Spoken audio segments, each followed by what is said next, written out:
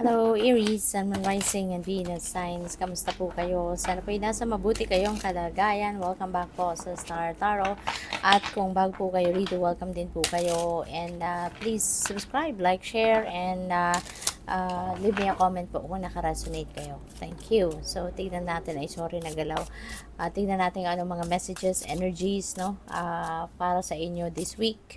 So, yung first message ninyo would be your situation, no? We have Chariot sa inyong challenge for the week. We have 7 of Wands. And sa inyong advice, we have Empress, which is really beautiful. And yung outcome ninyo is the King of Swords. Ayan. So, maganda sitwasyon ninyo sa ngayon. Parang nanggagaling kayo ngayon sa isang pagtatagumpay, no? You came from a situation wherein nag-succeed kayo sa mga ginawa ninyo, nag-succeed kayo sa siguro sa pagharap, no, sa hamon ng buhay, maaaring nagkaroon kayo rito ng problema at napagtagumpayan ninyo, no? So ngayon you are heading towards a new direction, you're heading towards a different path sa ngayon, and maganda, no? Kung saan kayo papunta sa ngayon, you are going to be very determined, focused, no? At saka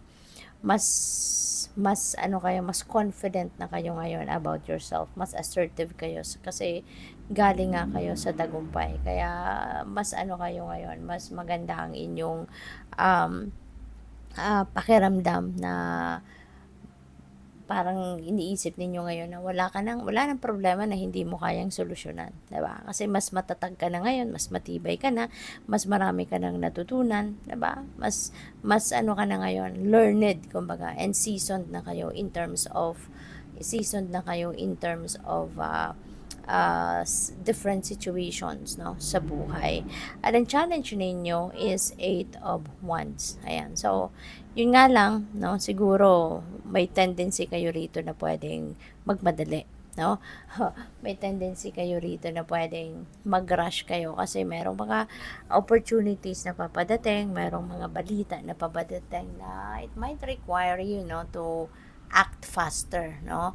It might require you to to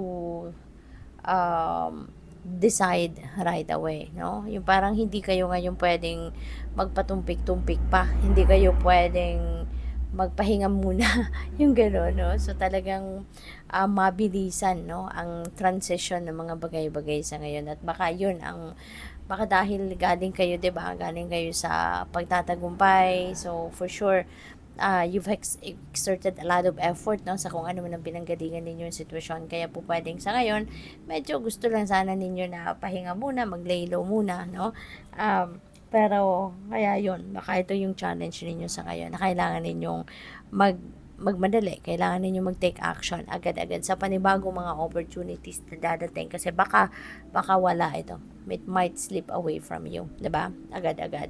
But yung advice sa inyo rito is the Empress now, which is very sensible energy, very caring, nurturing. This is a mother archetype, no? At maganda rin dito kasi si Empress is a very abundant and prosperous energy. Kaya po pwede, no, na yung mga opportunities na to, sige na, 'di ba? Mag-adjust ka na lang, 'di ba? Kasi maganda, no, yung energy na paparating. Merong abundance and prosperity. So there will be more financial successes, no, ang pwedeng makamit ninyo eventually, at maraming oportunidad, no, ang paparating pa sa inyo na pwedeng pagkaperahan pa ninyo, na pwedeng magkaroon kayo ng chance dito na mas mapabilis ninyo yung pag-establish ng inyong financial future, ng inyong financial stability and security, kasi mas maraming dadating na oportunidad pang kaperahan. And yung outcome ninyo is King of Swords. You may need advice from professionals kung paano ninyo i-manage siguro yung mga ganitong opportunity, or once na kinuha nyo yung kunyari financial opportunity, diba? Since we have Empress, so maaaring kakailanganin ninyo dito yung advice ng mga professionals na merong expertise doon sa area na gusto ninyong pasukin. Kunyari, investments, 'di ba? Gusto ninyong i-invest ang pera ninyo, or gusto ninyong i-save ang pera ninyo, 'di ba? Or bumili ng stocks or kung saan ninyo gustong ilagak ang pera, maaaring kailangan ninyo ng advice rito, no? Or po pwede rin na yung advice na kailangan ninyo rito is kung ano yung dapat na mas anong timing, anong magandang ngayon, anong magandang paglagyan, no, ng inyong pera, yung gano'n, or papaano ninyo i-manage ang pera ninyo, something like that. So kuha tayo ng clarifiers, no. With the Chariot, we have 3 of Pentacles. Ayan. So, kung saan man kayo patungo, saan man kayo papunta sa ngayon, you are going to be able to accept help from other people. Merong mga gustong siguro makipag-collaborate sa inyo sa ngayon, merong gustong makipagtulungan sa inyo sa ngayon, which is really, really beautiful. Kaya kung saan kayo patungo, kasi mas confident na ngayon, no? Siguro yung mga taong ito na gustong magano sa inyo, gustong tumulong, gustong makipag-collab sa inyo, it's because proven na kayang-kaya ninyo kahit anumang problema ang dumating, kayang-kaya ninyo itong solusyon at hindi ninyo susukuhan. No, kaya maaring siguro merong mga mag-o-offer sa inyo na sige, sali ako dyan sa bagong mong endeavor. Kasi they are confident, no, sa inyo na kayang-kaya ninyong i-handle ang kung ano man ito. We have 8 of Pentacles sa 8 of Wands, which is really good, no? This is synchronicity. Aries, meron tayong dalawang 8. And number 8 resonates with infinity. Um, that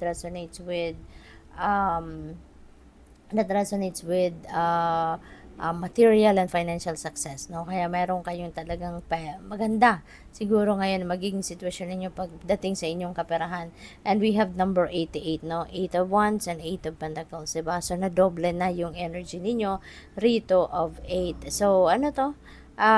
Siswertehin kayo pagdating sa pera. Siswertehin kayo rito pagdating sa inyong money, career, and finances. Kasi sa 8 of Pentacles, po pwedeng meron dadating sa inyo rito na financial reward, no? Baka ito yung bunga ng inyong pagsisikap, pagtsatsaga, paghihirap, no, sa money, career, and finances ninyo. And maybe sa ngayon, baka kunyari kung sa trabaho, baka ma-promote kayo. So, mas malaking income yon, diba?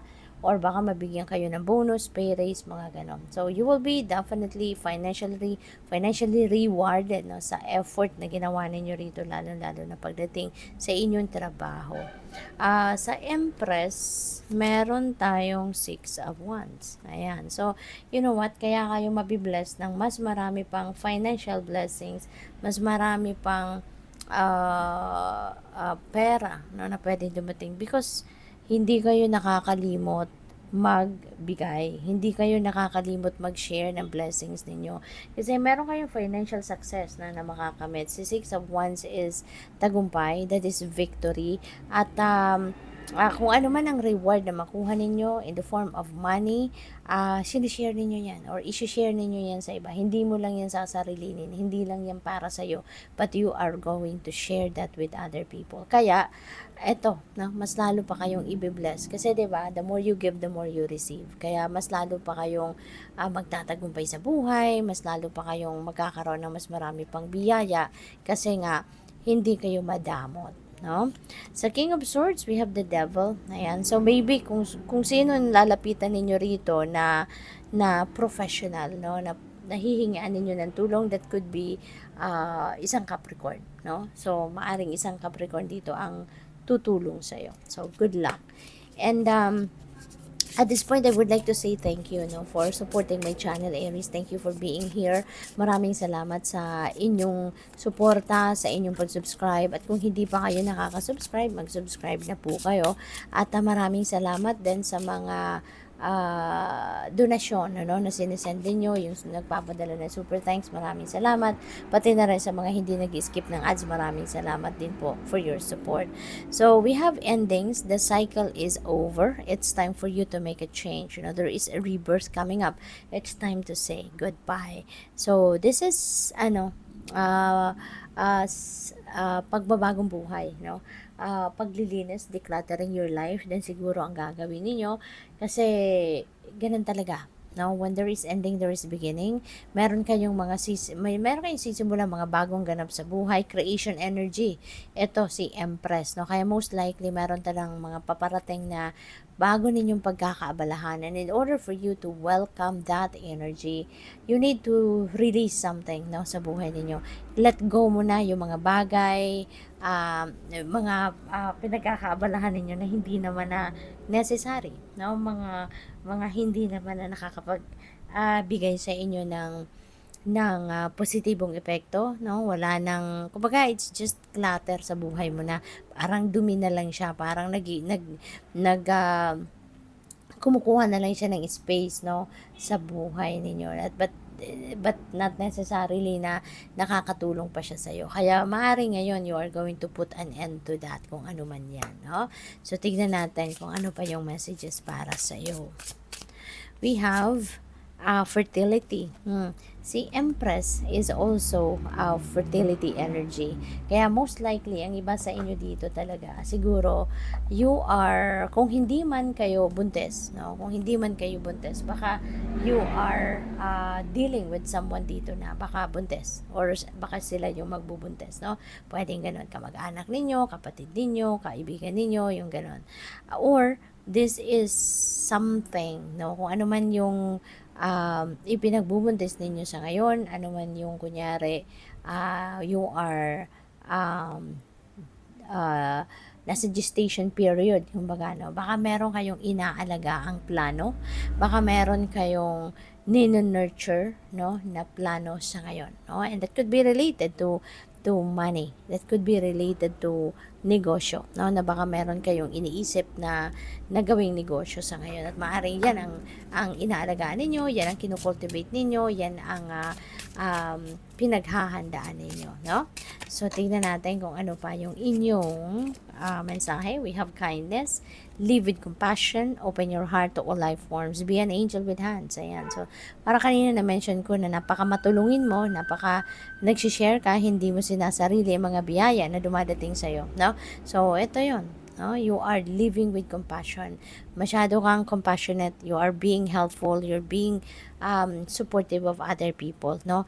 You are an angel with hands. Siguro din may mga natulungan na kayo in the past, at baka narinig nyo na to, na baka mayroon nang nagsabi sa inyo dati pa na thank you for being an angel to me, diba? So, ito, gusto pang lumabas, expectations, be open for whatever comes next.